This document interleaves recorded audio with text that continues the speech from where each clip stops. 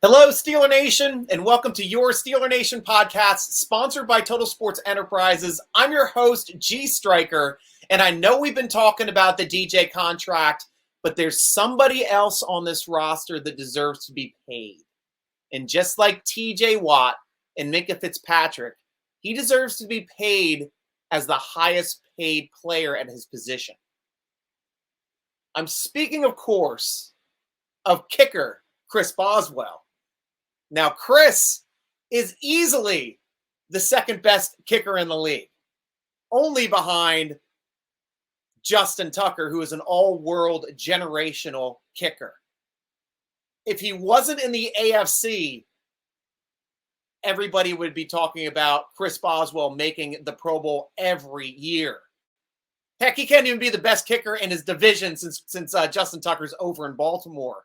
But everybody does consider him being 1B to Justin Tucker's 1A, and the stats prove it completely. Last year, 8 for 9 on kicks from over 50 yards. Set a record at Heinz Field. He's an A-plus kicker over the last 3 years, meaning he has over 90% on his kicking percentages. He won 4 games for us last year in regulation or overtime, and he has never missed a kick in the postseason. 16 for 16. He is clutch. Always has been clutch. Always slows down at the end of games. Has never missed a game winner, a game-tying field goal. That is why you would sign a player like this long-term. Now, we go back to 2018 Steeler Nation, and I remember our conversations were much different. A lot of you guys wanted to kick him out. There are very, very few organizations that would have kept a kicker that missed not only 7 field goals, but 5 extra points in the same season. But I was saying, nay, Steeler Nation, we are not getting rid of Boswell, and here's why. Well, first, it would be detrimental contract-wise. There's too much dead cap. But secondly, his kicking motion was different. You can tell he was playing injured. It affected his accuracy. He came back the next year and picked up completely right on his Pro Bowl level from his 2017 campaign. That is why he was retained. This is also why he needs to be paid at the highest level of kickers now in the NFL. So Justin Tucker is the league standard, and he is making $5 million a season. So what would a contract look like for Boswell? I'm thinking more like a 4-year, $20 to $22 million contract, making him the highest paid kicker in the league before Justin Tucker even comes back up for another contract. But to me, that is value. You let me know, Steeler Nation, what you're thinking. Make sure to comment. Now I want to talk about my main theme of this podcast. Where is Larry Ogunjobi going to play on this offense? And I've done a lot more research. I've gotten a lot more definitive, and I'll show you exactly where I think he's going to line up. Now, he was drafted by Cleveland to play nose, and he played there for 4 years. Since he had him for a year, and when they had him, they moved him more to a 3-tech. What happened when they moved him to 3-tech? His productivity exploded. League highs or career highs for tackles for loss, quarterback pressures, and sacks. So now let's talk about positional numbers and what this 3-tech, 0-tech nose tackle means. I made a handy chart. I'm an artist. Not as good as my daughter, but I still do pretty well. So here it is. Center, guards are on either side of the center, and then you got tackles on either side of them. So 0 is the number. These positions, you hear 0-tech, 1-tech, 5-tech, 3-tech, 7-tech. It has to do positionally where you line up. If you're straight up on the center, you're 0. If you're near the gaps in between the center and guards, you are 1. So the nose tackle attacks the 0s and the 1s. In our system, the defensive ends are 3-techs. So they line up anywhere between 3 and 5, to tell you the truth, because sometimes Cam will line up wide outside of the tackle, and that will make sure that he can get around or try to force that edge and try to swap with whoever the outside linebacker is coming through. So we had him starting off in his career at nose tackle, playing the 0 to 1. We've already gone over on the last podcast. He is the exact same size as our current nose tackles. Same size as Alualu and Adams, weight-wise, exactly the same. An inch taller, but exact same weight. Same weight. So he has the possibility to be position flexible to the nose, but I think his spot is going to be on left defensive end. The spot that was played by Chris Wormley last year, I think will be Ogunjobi this year. So he will line up in 3 tech. It will have him not only have more opportunity to get in there, but as he's saying, with better talent, he's going to do better. So let's hear it directly from the words of the Jedi Master, Obi-Wan Ogunjobi. He states, I'm surrounded by ballers. You got Cam Hayward, TJ Watt, and Alex Highsmith. And we went to college together. As I said in the last podcast, Highsmith and Ogunjobi both went to Charlotte and played 1 year together. So it will be good to get back with him, but the ability to go out there and make plays, rush the passer, put a lot of pressure on offenses, I think it just allows us to go out there and play. The Steelers fit my skill set really well. I'm excited. I think the scheme fits me well. I'm excited for what Coach Carl Dunbar can do and Coach Austin has in store for me. Once again, I'm just taking it one day at a time, attacking rehab, getting myself back. I'm just excited. You can probably hear it in my voice. I've been out of football for longer than I'd like, so I'm excited to get back. And then he continues on later. I always think it's been a part of my game, just being able to first step, quickness, getting off the ball, things of that nature. So that's just something that happens. I've always had it naturally and done it well. I played nose my first 4 years in Cleveland, so I never really got to use all of those tools. Being able to play 3 technique and really utilizing my skill set and my athleticism was really important and kind of gave me the ability to open up my game a lot more and put me in position to get more in one-on-ones to sack the quarterback. Just help the team win. That's the biggest goal. Just finding ways to win. This is a hard league to win in, and everybody has a role to play. Maximizing your role the best way possible and just making your team and your teammates better. Well said, Jedi Master. I'm excited now to watch him play. I hope you guys are too. Now it is time on the show where we, of course, take questions from Steeler Nation directly from the website. So make sure to go over to SteelerNation.com. Sign up. It is free. I throw up a thread every Tuesday or Wednesday when I'm starting the vidcast. I pop it up. So you have a chance to get your questions answered directly on my podcast. So looking forward to hearing from you over at SteelerNation.com in the football forum, guys. First questions are coming over to us from Lidos, our great Steeler Nation member from Venezuela. What happened with DK? As you know, Steeler Nation, or may not know on the podcast-wise, we have just left the DK Pittsburgh Sports Podcast Network. Though nothing is wrong with my relationship with DK, I think he's an awesome mentor. He was fantastic to work with, and I still highly recommend anybody wanting to go over and check out the great podcast over on the DK Pittsburgh Sports Podcast Network. We're just a victim of our own success now, guys. SteelerNation.com now gets 2.2 million hits in a month where nothing happened. We had our best month in June. So we're just growing by leaps and bounds. So we decided to bring the cast back in-house to be more in line with the site's sponsorship goals. So nothing personal. DK and all those guys over there, Eddie especially, Andrew as well, that helped to edit those podcasts, did a phenomenal job. So nothing but the greatest things for those guys at DK, and still, I hope to see them again in the future. Number 2, Larry Ogunjobi's contract is all guaranteed according to Joel Corey. So $8 million is a lot less than he was going to get from the Bears, but still a significant starter kind of money for sure. Do you think this means he is seen as a starter? Also, for that guaranteed money, he must be healthy already, or it would be a very risky move. Thoughts? Yes. Number 1, easy. He's going to be a starter. He's going to be our starting left defensive end, not nose tackle. I think in some situations he may come in as a nose if they're trying to do something schematically, but I think he will line up as the starting left defensive end.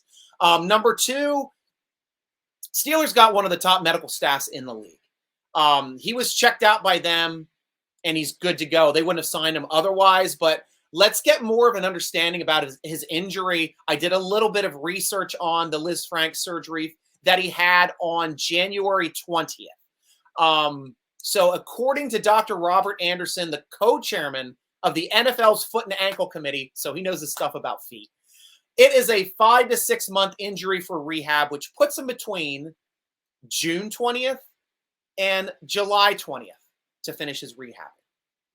Obviously, the front end, we signed him right around the June 20th end. He cleared our specs to be able to think that we can have him back and ready to go. And if he's ready by that 7/20, he's ready before training camp starts on 7/26. So we're good to go. Not an issue at all. So I think he should be 100% ready to go at training camp. And he's already been cleared. Otherwise, they wouldn't have signed him by that 6/20 date. So really looking forward to seeing how he can add to our team. Question 3, which running backs do you have on a short list of possible signings? I'll give you the shortest list possible. We talked about it on multiple shows. Johnson. Moving on. After seeing the wide receiver McLaren get a new contract, which I see as absurd, by the way. Thoughts on the DJ situation?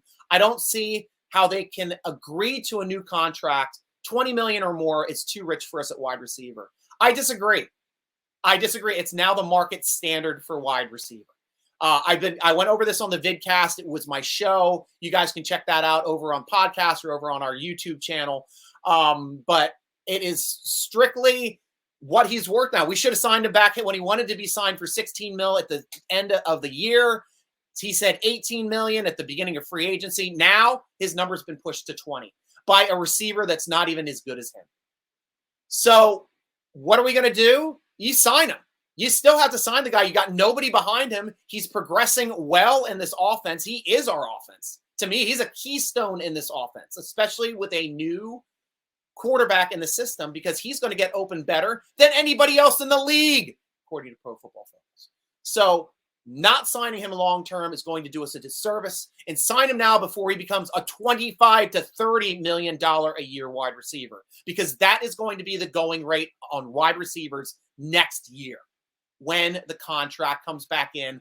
And those contracts are going to jump by $20 million a season, not by the 10 to 12 like we have been seeing for the past decade. $20 million a season when that new contract gets signed, because there's more revenue streams, more money for all, inflation. Here we go. So that $20 million is not going to mean anything to us with the contracts going up. Blitz comes out at us. How you doing, Blitz? Who will be our 3 starting defensive linemen? As I see it, going left to right, I think it's going to be Ogunjobi at the left. Nose tackle is definitely going to be Alualu starting off. And then right is, of course, all-world Cam Hayward. Drink Iron City with the final questions. With Coach Tomlin seemingly taking a backseat to defensive play calling, do you think that will morph us into getting a better in-depth overall defensive game plan week in and week out? A game plan better suited to attack the oncoming offense that week? I know Coach Tomlin will still have his input, but I think the lesser he has to do on game day, the wider brushstroke during the week, and giving the defensive quarters leeway. And I agree with you to an extent there. I think Coach Tomlin is still going to be very much have the input on the game planning for that week. That is what he does. But as a leader, he needs to make sure he can delegate his responsibility effectively. And now he has 2 guys on defense that I feel he can delegate that responsibility to. Austin, who he is comfortable with the play calling, and even Flores, who has run his own football team. He can do anything. So with those 2 guys being able to run the defense on game day, this opens up Tomlin to be able to communicate with players directly. And that is where his skill set is most used. Also, he's going to be able to concentrate more on game management. I think our challenges are going to be much better this season. Watch it. Number 2, is there any chance we bring back Joe Hayden as a depth player this year? Would Joe be a viable option for a 1-year ability-wise? I think the chance of bringing Joe in this season are slim to none. And the reason why is there's just no place for him. We've already brought in Wallace. We've re-signed Witherspoon, who played his position last year when he wasn't playing, and played it well. So, and then we also have Sutton, who can also play outside. So we don't really have a spot for him to play. Still have Justin Lane behind those guys as well. At free safety, we don't have a spot for him as well. Minka Fitzpatrick's our starter. So where would he fit on this team? How can he get on this team? If nobody signs him and we sustain a significant injury to one of those outside cornerbacks, I see us bringing back Joe Hayden for a 1-year contract, very low, $3 to $5 million range. That's the only place I see him playing on our offense this year. But I think somebody else is going to sign him sometime in training camp. Number 3, with a new addition on the defensive line, do you feel we are pretty solid in so much that we don't get embarrassed to the degree we got versus the Rush last season? Yes, that was the worst thing to watch ever, Drink Iron City. Alualu coming back, I think, is going to be the biggest part of us being able to solidify that nose tackle spot, and he was our best run defender, easily. Also, I think getting Miles Jack and having competitive inside linebackers, taking some pressure off of Bush, so Bush doesn't have to do everything or try to do everything, because that's when he's not at his best. Let him play. Let him be athletic. Let Jack attack the ball, and we are good to go. And I think that's a little bit more so that just Ogunjobi, he's just a cherry on top, to tell you the truth. He can help out. I'm not sure that he's going to be that much better in the run game than Wormley was. They might be right about here, but just getting a competent nose really is going to affect how good we're going to be playing and affecting that nose, that run game. Last question, huge hailstorm at my place. Baseball and jagged-sized hail, major damage to my town and country place. So many new contractors, have suddenly repaired and sprang up, identifying as local, but buyer beware. It's just like, to bring this to anyone who has gone through or is currently going through a property tragedy, to be sure and do their homework as to who they hire. Don't give down money until you have an actual number yard and receipt. You can write the checks to materials and suppliers, ask for timesheets of the workers, etc. This is all to protect yourself from fraud. My biggest concern for Joe Average, just making those who need to be aware of things, shysters try to pull.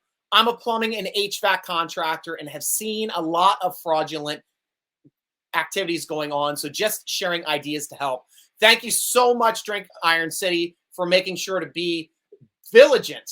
If you have home damage for this global warming crap that's causing these storms to be more aggressive to our homes, make sure you do your research before hiring a contractor, and also making sure it's a valid contractor. Word of mouth, someone that is in the industry that recommends someone, is also the way to go as well. Thanks for putting out the podcast, Stryker. Congratulations on being independent and spending the time to make it happen. Thank you very much, Drink Iron City, and all of you at Steeler Nation for making sure that the questions to the podcast happen. So I salute you as well. Be sure to check out our sponsors, Total Sports Enterprises, over on their website, tseshop.com, and follow them on Twitter at Total Sports ENT to get free signed Steelers merch, jerseys, signs, helmets. All you got to do is follow them and retweet them, guys. Easy as crap to win something. That's our sponsor. Check out our vidcast. It's going to be Tuesday at 7 o'clock this week, live over on YouTube/Steeler Nation. Be sure to subscribe to our channel to make sure that you are in the know when we start moving forward. Read our great Pittsburgh Steeler focused articles at SteelerNation.com. Follow us on Twitter at Steeler Nation, on Instagram and Facebook at SteelerNation.com. Follow the podcast on Twitter at _SN Podcast, or over on Instagram at Steeler Nation Podcast.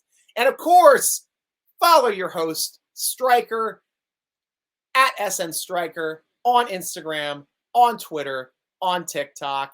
Thanks for joining us for the Steeler Nation podcast, sponsored by Total Sports Enterprises. I'm your host, G.Stryker, rooting along with you as always. Go Steelers!